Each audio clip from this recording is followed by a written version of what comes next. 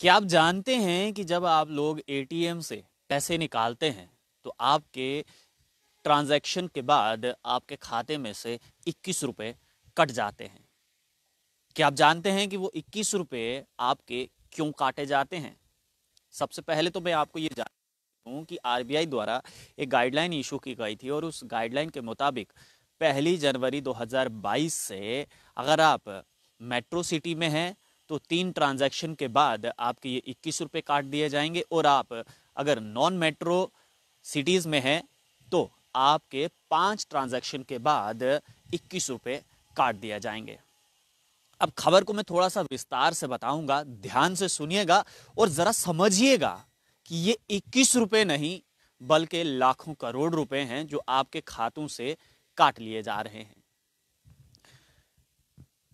5 transaction यानी कि अगर मैं एग्जाम्पल दूं तो अगर मान लीजिए अगर आपका एटीएम अगर जम्मू कश्मीर बैंक का है तो आपको Jammu Kashmir bank 5 transaction free देता है, और जैसे ही आप छठा ट्रांजैक्शन करते हैं तो आपके 21 रुपए खाते से काट लिए जाते हैं। अगर आप जम्मू कश्मीर बैंक के उपभोक्ता हैं और आपने स्टेट बैंक ऑफ इंडिया का एटीएम इस्तेमाल किया है तो वहां पर 3 ट्रांजैक्शन आपको फ्री हैं, चौथी पर आपके 21 रुपए काट दिए जाएंगे। इस 21 रुपए में 20 रुपए आपको चार्ज किए जाते हैं, और वो चार्ज किस बात के हैं? सर्विस के, ट्रांजैक्शन के काटे जाते हैं। जो बैंक आपको ट्रांजैक्शन प्रोवाइड करता है, जो ये सुविधा प्रोवाइड करता है, उसके ये 20 रुपए काटे जाते हैं और 1 रुपया जीएसटी काटा जाता है, और कभी कभी तो आपके खाते से 23 रुपए भी काटे जाते हैं जीएसटी के नाम पर।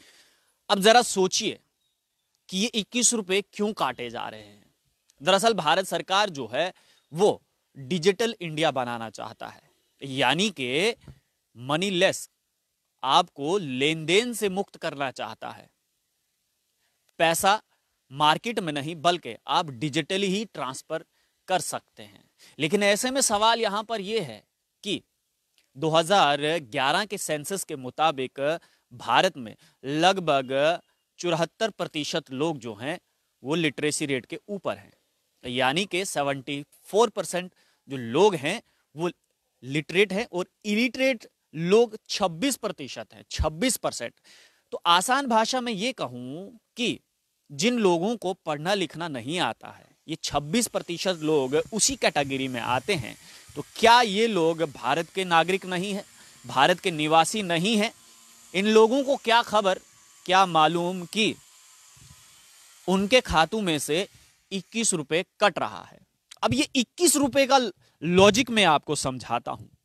अगर 21 रुपए के हिसाब से अगर आपके खाते में पैसा कटता है और अगर आप एक महीने में 10 ट्रांजैक्शन करते हैं, यानी कि 5 तो फ्री हैं लेकिन एक्स्ट्रा अगर आप 5 करते हैं तो आपका एक महीने का लगभग 105 रुपए बन जाता है 5 ट्रांजैक्शन का। अगर उसको 105 को आप मल्टीप्लाई करेंगे 12 के साथ, यानी कि आपने पूरे साल में 5 से अधिक ट्रांजैक्शन की हैं, 5 एक्स्ट्रा ट्रांजैक्शंस की हैं, तो आपके 1260 रुपए बन जाते हैं।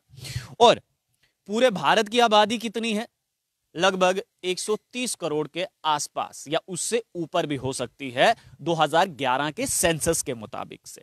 और अब जो चौंकाने वाली बात है वो मैं आपको बताने जा रहा हूं। मान लीजिए कि भारत में 50 करोड़ ही ऐसे उपभोक्ता हैं जो एटीएम का इस्तेमाल करते हैं और जिन्होंने हर महीने 5 से ज्यादा ट्रांजैक्शन की है, यानी कि जितनी उनको ट्रांजैक्शन फ्री मिलती हैं उससे 5 ट्रांजैक्शन हर महीने वो एक्स्ट्रा करते हैं। तो अब हिसाब लगाइए कि कितना पैसा बनता है। वो पैसा मैं आपको बताता हूं। तो अब ये तो मेरे ये जो यहां पर ये कैलकुलेटर पर मैंने काउंट किया है, ये तो मेरी समझ के परे है। अगर आपको भी ये समझ आ रहा है तो कृपया करके सबको समझाइएगा कि कितना पैसा जो है वो आपका खाते में से कट रहा है। ये हिसाब लगाइए कि 21 रुपए हर महीने अगर आपके कटते हैं और हर महीने आप लोग 5 से ज्यादा ट्रांजैक्शंस करते हैं हर महीने, तो वो साल में आपका 1260 रुपए बन जाता है। और उसी 1260 को अगर आप 50 करोड़ के साथ मल्टीप्लाई करेंगे, क्योंकि पूरे भारत में 130 करोड़ से अधिक की आबादी है, वो 130 करोड़ में से आप 85 करोड़ ऐसे उपभोक्ता रख लीजिए जो 5 से ज्यादा ट्रांजैक्शंस करते होंगे। तो यहां पर ये आंकड़ा जो नीचे आ रहा है, मैं एक बार पढ़ के सुना देता हूं आपको। 630, 3 टाइम्स 0, 3 टाइम्स 0 एंड 3 टाइम्स 0, यानी कि 6 और 3 के आगे 10 बार 0 लगाइए तो इतना पैसा जो है वो आपके खाते से कट रहा है। और डिजिटल इंडिया बनाना है। भारत सरकार कह रही है कि अगर आप कपड़े खरीदने जाते हैं तो वहां पर हाथ से पैसे मत दीजिए, उसको कहिए आप कि डिजिटल ट्रांजैक्शन करिए। आपने अक्सर एक बात नोट की होगी, वो भी मैं आपको बताता हूं। ये मेरे हाथ में कार्ड है, और जब भी आप ये कार्ड अपना दुकानदार को देते हैं कि इसको स्वाइप कर लीजिए, मान लीजिए कि आपने एक जीन्स का पैंट लिया है और उस पैंट की कीमत जो है वो 850 रुपए है, लेकिन जब आप स्वाइप करते हैं आपसे वो एक्स्ट्रा चार्ज करता है, 10 से 20 रुपए एक्स्ट्रा चार्ज करता है वो शॉपकीपर। यानी कि जो पैसा शॉपकीपर का कटना चाहिए था वो भी आपका कट रहा है, उपभोक्ता का। ये है डिजिटल इंडिया। दूसरी बात पर आते हैं। अच्छी बात है कि डिजिटल इंडिया की बात चल रही है, लेकिन क्या कभी किसी ने यह सोचा है कि जब गूगल पे हम करते हैं किसी को, अभी तो सब फ्री है, जियो की तरह पहले फ्री था, जियो फ्री था, उसके बाद जैसे जैसे सबको आदत लगी तो जियो ने अपने प्लान्स बढ़ा दिए। हो सकता है कल को गूगल पे, ये पेटीएम, ये सब जो डिजिटल एप्स हैं ये भी कुछ ऐसा ही रवैया अपनाएं। आज एटीएम 21 रुपए चार्ज कर रहा है, हो सकता है ये 42 रुपए चार्ज करें।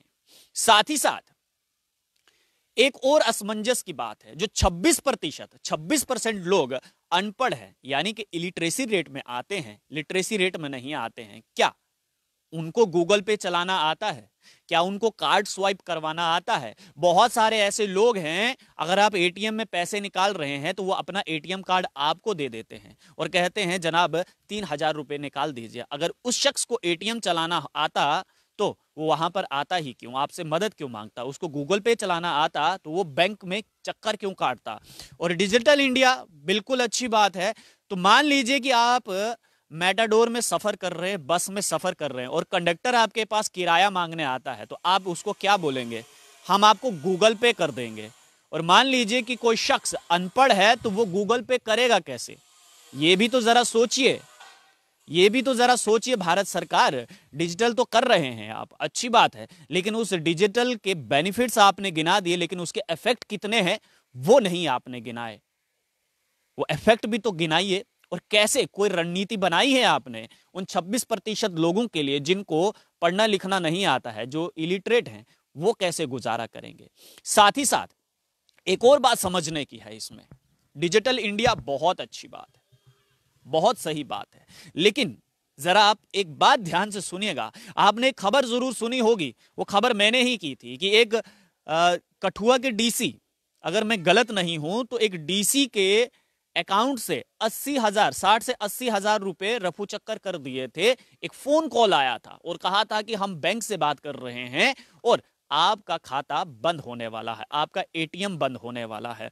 और डीसी साहब ने ओटीपी दे दिया और 60 से 80,000 रुपया उनके अकाउंट से रफू चक्कर हो गया। तो जरा जनाब सोचिए कि अगर एक डिप्टी कमिश्नर के खाते में से 60 से 80,000 रुपया ऑनलाइन डिजिटल कर रहे हैं आप, वो डिजिटली ही 60 से 80,000 रुपया रफू चक्कर कर दिया, तो आम नागरिक उसका क्या? उसका खाता तो साफ ही हो जाएगा।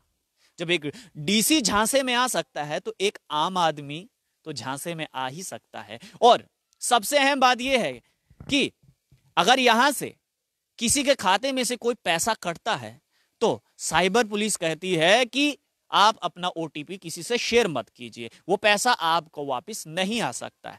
भारत सरकार और क्या ये तमाम बैंक्स जो चार्ज कर रहे हैं, क्या इस बात की गारंटी देता है कस्टमर को, ग्राहक को, कि अगर कल ऐसा कोई फ्रॉड आपके साथ होता है, अगर आपके खाते से कोई पैसे ठगता है, तो वो उसकी गारंटी जो है वो भारत सरकार या ये बैंक लेते हैं। क्या अगर आपके खाते में से जो पैसे कटे हैं, क्या वो बैंक आपको वापस दिला सकता है या फिर भारत सरकार? बिल्कुल नहीं, क्योंकि ऐसी कोई पॉलिसी ही नहीं है भारत सरकार के पास, ना ही बैंक के पास।